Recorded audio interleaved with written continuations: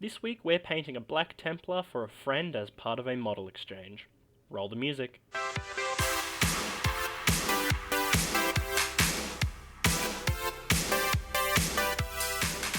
Hello and welcome, my name is Hammer, and this is Scuffed Hammer.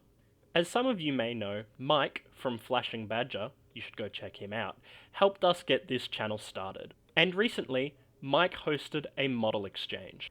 For this model exchange, Mike paired us up with somebody else, and then we had to paint a model in their chapter's colour scheme. I was paired up with Tiny, who's actually one of the top 5 Chaos Knight players in all of New Zealand. Now, let me get started with the building and the painting, and I'll tell you a little bit more about my thought process. So, the original post said just one regular Marine. So, why am I unboxing an Emperor's Champion right now? Well, Tiny and I both kind of agreed that sending just one regular Intercessor would be kind of weird, so we decided to exchange a character instead. When spitballing ideas around, Tiny mentioned that he would love an Ancient, but I had already seen how awesome the Emperor's Champion model looked. So, I suggested an idea.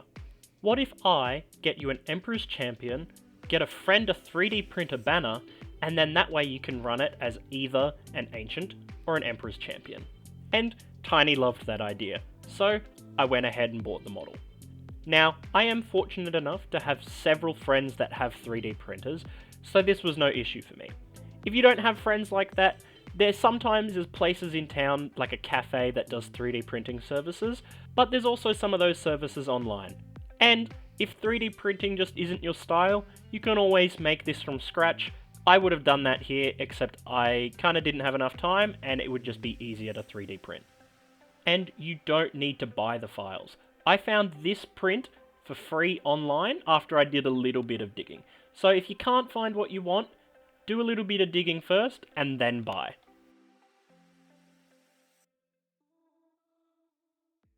Once the model's all built, it's time to prime.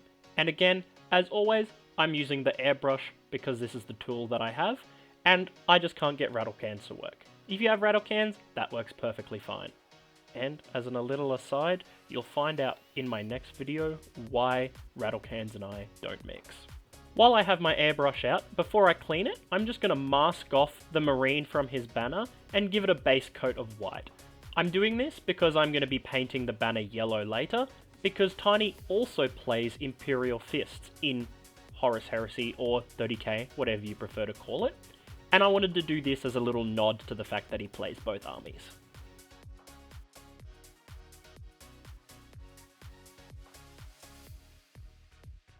Once that's done, I'll take the masking off, double check that I didn't get any white on the rest of the model, which in this case I didn't, and get ready for painting. Now, one of the reasons I really loved this challenge is because it pushed me to paint in a way I don't normally paint. As you can see in the top left corner, this is how Tiny paints his models. I've never done stippling before, and to be honest, I didn't even Google what stippling was, so I'm assuming I did it right here, but I could be wrong. If I'm wrong, let me know in the comments and tell me how much of a dumbass I am. Tiny's scheme starts with a bit of Skaven Blight Dinge and a bit of Abaddon Black, about a 50-50 ratio, and then, as said before, stipple it on. After that, just a layer of pure Skaven Blight. I'm assuming he wanted me to stipple here, so I stippled here again, and I did a little bit less than I did the last ratio. After that, for highlighting, he uses Skaven Blight Dinge with a little bit of Mechanicus Grey mixed in. Also being honest, I don't really highlight, so this was a new experience for me. Then, to finish off the black armor, he thins down Black Templar contrast with about a 1:3 ratio to some medium. I used Laham medium because that's what I had. Then, for the white, he said that he follows Flashing Badger's method of thinned down Gulliman contrast over a white. I do apologise, Tiny. I didn't know what that recipe was, and I was too afraid to ask, so I just used a bit of Wraithbone because I thought it was a cool looking white. I hope that doesn't mess with your army too much, and if it does, again, I'm sorry. Once the main parts of the armor was done, I moved on to the banner. Now the banner is probably my least favourite part of this entire model. For some reason, it just came out really streaky, and all my attempts to make it better just made it look worse. And it isn't helped by the fact that I was going to put transfers on it, and then the only 2 transfers that would have worked broke. So I had to send this banner all streaky to Tiny without anything else added to it. While painting this model, I fell in love with the whole Imperial Zealot kind of vibe, so I decided to lean into it really hard. I did this mainly by just adjusting how I painted a few things. Instead of doing a cloth tabard, I decided to make his tabard a giant purity seal. I achieved this effect by just using the exact same paints I used for the purity seals, which is just Morghast Bone with some Adrax Earthshade over the top. For those of you that are getting frustrated at how badly I am butchering some of these paint names, I am aware, and I do apologise. For some reason, I can say them normally when I'm in a casual conversation, but when I'm trying to record, I stumble all over the place. Moving on from that aside, the next step is just to paint all of the tiny little details.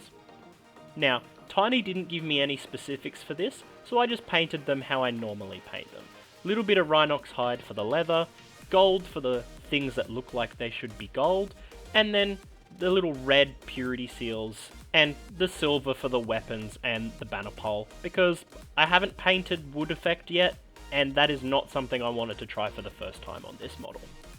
To really lean into that Imperial Zealot vibe, I decided that the little clasps on the side of his armor that was strapping him in looked a little bit like purity seals, so I decided it would be really cool if this guy, being a warrior of the Emperor, champion of him, that he was purity sealed into his armor and that he couldn't take it off until he died or fulfilled his vision's purpose. Then I moved on to the sword, and I'm not doing just any old silver power sword. I decided to do a molten lava sword. I decided to do this because that's how I paint my swords, because I'm a salamander player, and I thought this would be the perfect little nod that I painted it. I won't go too in-depth about how I paint this, but if that's something you'd like me to do in the future video, let me know in the comments below. In short, I start with the white hot colours, white, yellow, orange, red, all the way down to black. Make sure that you wet blend your way between each colour, so it kind of looks like it's natural and not just a clear-cut line, which is what my old swords used to look like. The final step was painting the base. I didn't buy this paint, I stole it off a friend, which is always a viable option, particularly for texture paints like this. I started with a red for that dusty effect, and then just dry brushed on this bone colour to make it look a little bit more like how Tiny paints his.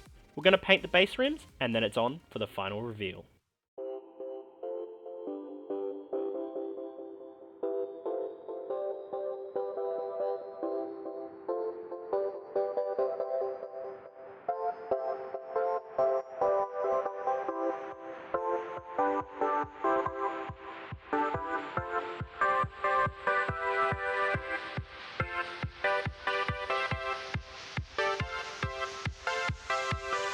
Once again, thank you to Mike over at Flashing Badger for 1, helping us set up this channel, but 2, hosting this fun little idea for friends.